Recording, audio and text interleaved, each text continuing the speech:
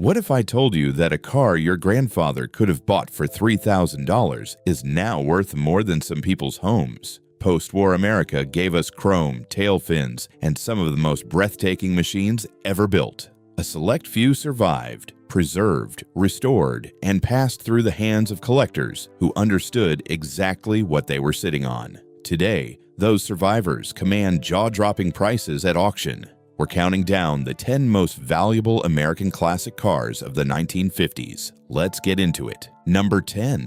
1953 Studebaker Commander Starlight Coupe. We're starting this list with a car that most people walk right past at a car show.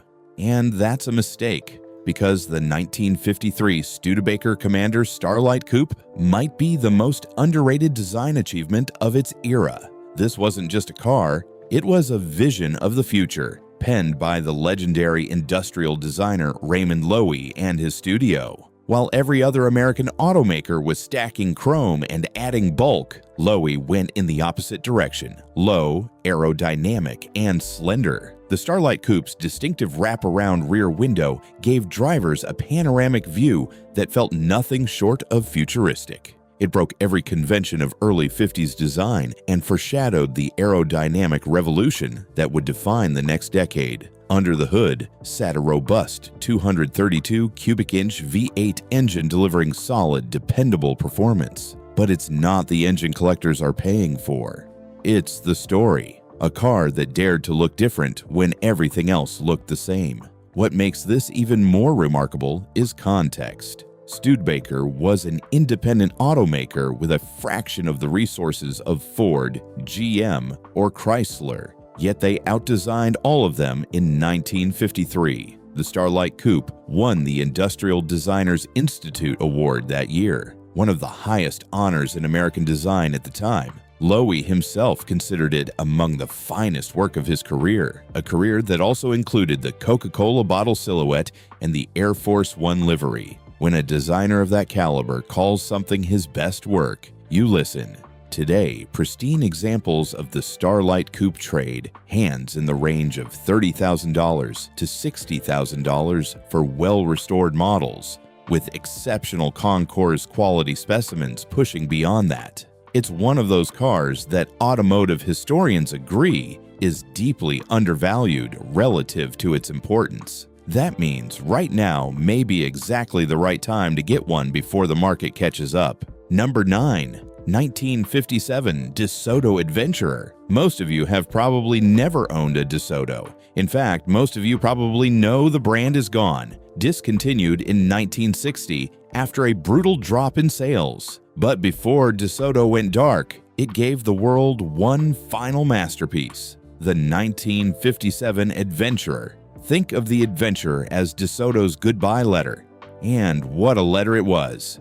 It came standard with a 345 cubic inch dual quad HEMI V8, producing 345 horsepower. That's not a coincidence. The displacement and the horsepower matched, which was an intentional engineering flex that spoke volumes about DeSoto's ambition. Two-tone paint schemes, lavish chrome detailing, and a cabin that dripped with mid-century opulence made this car feel like something royalty would drive to a Hollywood premiere. Built in very limited numbers, the Adventurer was the crown jewel of the entire DeSoto lineup. And because the brand vanished so quickly and so completely, these cars were never really celebrated the way they deserved. Most people have simply forgotten they existed. That's changed in the collector world. Rarity has a way of creating value, and the Adventurer's combination of mechanical firepower and design extravagance has sent prices climbing steadily. Well-kept examples regularly exceed $80,000, with the finest restorations pushing significantly higher. This is a car where the clock is ticking.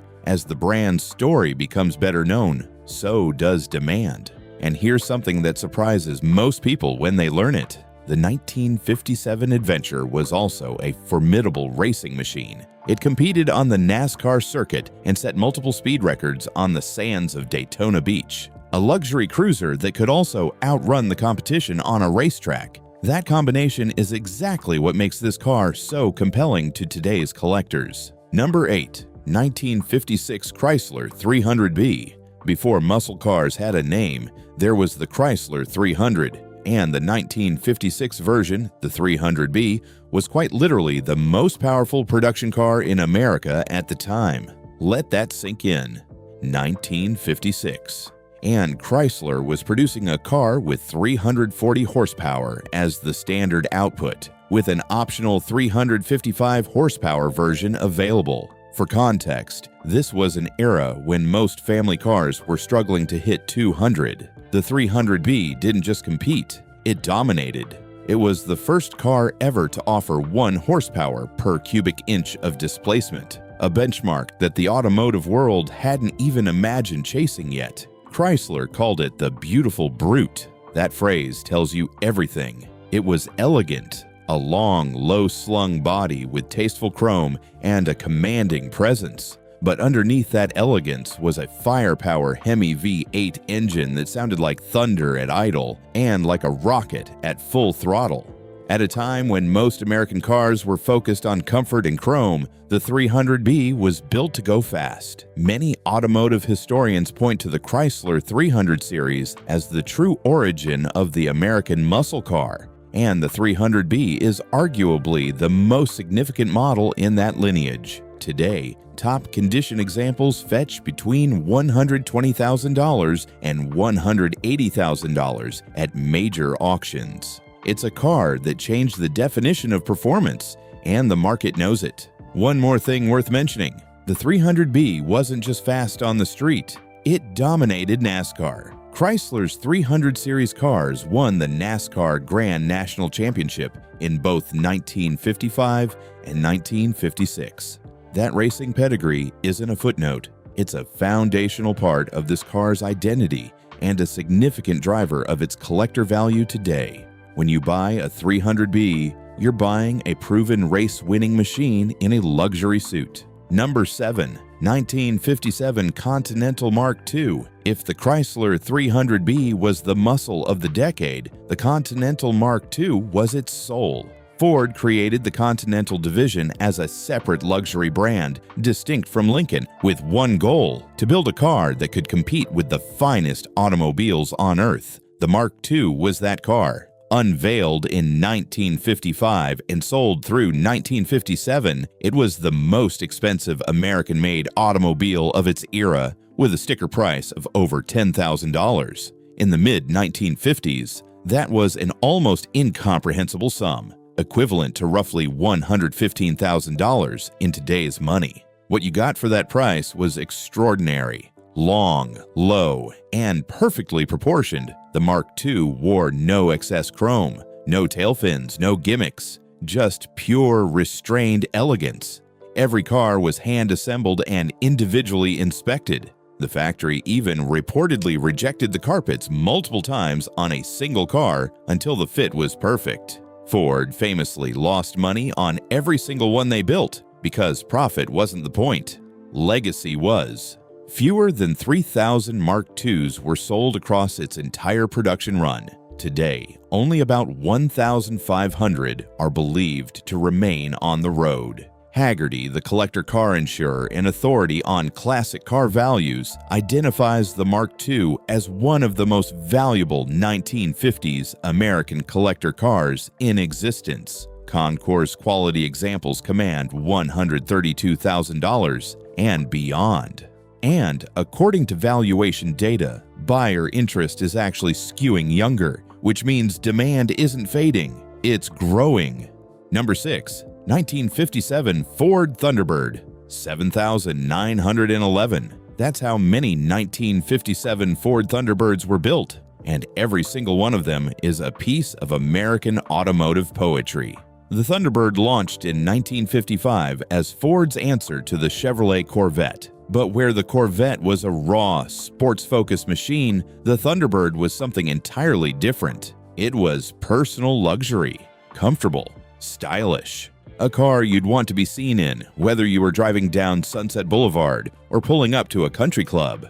Ford called it a personal car, and in doing so, they essentially invented a whole new vehicle category. The 1957 model was the last of the two-seater Thunderbirds, the original Baby Bird, before Ford expanded it into a four-seater for 1958. That makes the 57 the final expression of the purest Thunderbird concept. It featured a refined design with subtle fins, a new grille, and a 312 cubic inch V8 under the hood. It was longer, slightly more refined, and carried all the charisma that had made the nameplate famous in just 2 short years. Because it was the last of the two-seaters, the 1957 Thunderbird occupies a uniquely emotional space for collectors. It represents an ending as much as a peak. Today, pristine convertible examples regularly sell between $80,000 and $140,000, with the most impeccable specimens from prominent collections crossing $200,000. The market for early Thunderbirds has never been stronger. It's also worth noting that the decision to drop the two-seater layout caused genuine public outrage at the time. Ford received thousands of letters from Thunderbird owners begging the company to keep the original format. Ford listened, but not until decades later with the 2002 retro revival. That kind of emotional connection between owner and machine is rare. It's also exactly what sustains collector value across generations. Number 5. 1957 Chevrolet Bel Air Convertible. Is there a more instantly recognizable American car in history? Probably not. The 1957 Chevrolet Bel Air is more than a car. It's a cultural shorthand for an entire era. The Bel Air had been Chevrolet's flagship since the early 50s, but the 1957 model was where everything came together in perfect, unforgettable harmony. Those tail fins, the two-tone paint, the waterfall grille, the chrome that, according to reports, cost more than an entire 1940s economy car just to produce. And then there was the engine, a 283 cubic inch V8 that debuted mechanical fuel injection in 1957, making it the first American production car to achieve 1 horsepower per cubic inch. That honor was shared with the Chrysler 300B, but the Bel Air delivered it to the masses. Over 1.5 million Bel Airs were sold in 1957 alone across all body styles. That makes the convertible version, which was produced in far smaller numbers, the one that collectors fight over at auction. Drop-top examples with their original matching numbers drivetrains have sold for over $250,000 at major auction events. A turquoise and white convertible hammered at Mecum in 2025 for $178,750. Not even the finest example, just a stunning one. The Bel Air is one of those rare cars where nostalgia, design genius, and mechanical significance all intersect. It doesn't just hold value, it defines value, and every year a new generation discovers it for the first time. Number 4. 1957 Dual-Ghia Convertible. Now we step into territory that most people, even serious car enthusiasts, have never explored. The 1957 Dual-Ghia Convertible is one of the most exclusive automobiles ever built on American soil, and its story is as glamorous as the cars themselves. The Dual-Ghia was the brainchild of Detroit entrepreneur Eugene Casserole, who combined the mechanical underpinnings of a Dodge with bespoke bodywork designed and built by Italian coach builder Ghia of Turin. The result was something extraordinary, an Italian-styled convertible with the heart of an American V8. It was exquisite, hand-assembled, and utterly unlike anything else on American roads in 1957. And that's exactly why Hollywood fell in love with it. The Dual-Ghia became the car of choice for A-list celebrities. Frank Sinatra owned one, Dean Martin had one, Peter Lawford, Debbie Reynolds. The Dual-Ghia was the unofficial car of the Rat Pack era. You didn't just buy this car, you were invited to buy it. Casserole reportedly hand-selected customers based on their status and reputation, making it perhaps the most exclusive automobile purchase in American history. Fewer than 120 Dual-Ghias were ever produced across its brief production run. Today, those that surface at auction command well over $500,000, with exceptional examples approaching the $800,000 range. It is one of the rarest, most glamorous, and most historically significant cars of its decade, and the collector community is increasingly aware of that fact. Number 3. 1953 Cadillac Eldorado. By the time we reach number 3, we're firmly in the territory of legendary, and few cars carry that word more justifiably than the original 1953 Cadillac Eldorado. The Eldorado was Cadillac's showstopper, a limited production halo car built to announce to the world that American luxury was on a level all its own. It debuted at the 1953 Motorama show in New York, alongside a chorus of concept cars and futuristic visions. But the Eldorado was actually going into production, and it was going to be like nothing else. Only 532 were built in that first model year, each one painstakingly assembled with a level of craftsmanship that rivaled European coach builders. It featured panoramic wraparound windshield, one of the first production cars to do so, along with a handcrafted interior, chrome wire wheels, and a power-operated convertible top that disappeared flush beneath a metal deck lid. The 331 cubic inch V8 produced 210 horsepower, making it among the most powerful cars in America. Its original sticker price was $7,750, roughly equivalent to what most Americans earned in 3 years at the time.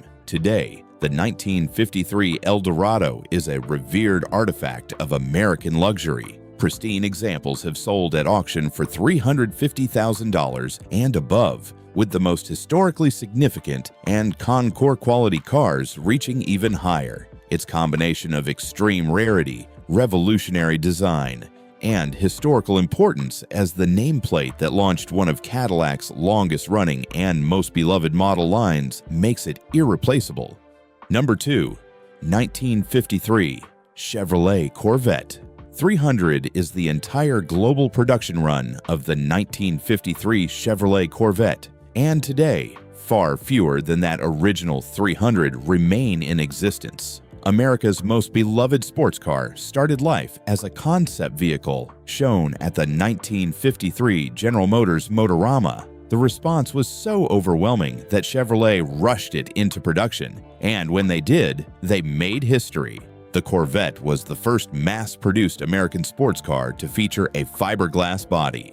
Every single 1953 example was finished in polo white with a red interior. Everyone. There was no other option. They were virtually hand-assembled, each car requiring enormous amounts of labor and attention. The inline-six engine of that first model year was criticized for being underpowered, and fairly so. But the significance of the 1953 Corvette isn't about horsepower. It's about the fact that it existed at all. It planted a flag. It said that America could build a sports car that turned heads and stirred emotions as powerfully as anything coming out of Europe. And by 1955, when Chevrolet dropped in a V8, every doubt evaporated. The 1953 Corvette is one of the most coveted collector cars in the world. Given the scarcity of surviving examples and their foundational importance to American automotive history, top-quality 53 Corvettes have crossed $300,000 at auction, with the finest documented examples pushing considerably higher. It is simultaneously America's first and one of its most valuable sports cars. Number 1. 1959 Cadillac Eldorado Biarritz Convertible. And here we are. Number 1. The car that more than any other vehicle of the 1950s embodies everything that decade stood for: excess, elegance, ambition, and an absolute refusal to apologize for any of it. The 1959 Cadillac Eldorado Biarritz Convertible. Let's set the scene. It's 1959. America is at peak confidence.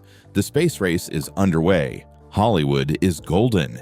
And Cadillac's design team, led by the visionary Harley Earl, the same man who gave the world the Corvette, is putting the finishing touches on the most dramatically styled automobile in American history: those tailfins.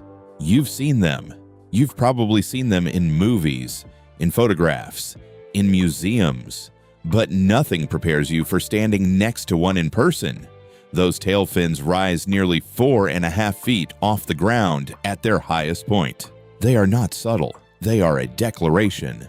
The Cadillac Eldorado Biarritz came equipped with a 325 horsepower, 390 cubic inch V8. It weighed over 2.5 tons, stretched nearly 18 feet in length, and yet managed to cover 0 to 60 in around 10 seconds, remarkable for its size and era. The interior was a study in handcrafted opulence, power-adjustable leather seats, power windows, and a fully electric retractable convertible roof that vanished beneath a flush metal deck without a single wrinkle or crease. It was automotive theater. One of its most famous owners, Elvis Presley, who drove a 1957 Eldorado Biarritz and understood instinctively that this was a car built for people who wanted to be noticed. It was named after a glamorous resort town on the coast of France, and it lived up to that name at every turn. Concours condition examples of the Eldorado Biarritz now fetch over $132,000 at a baseline, but the finest documented and fully restored convertibles have crossed $400,000 at major collector auctions, with certain uniquely provenance examples pushing beyond.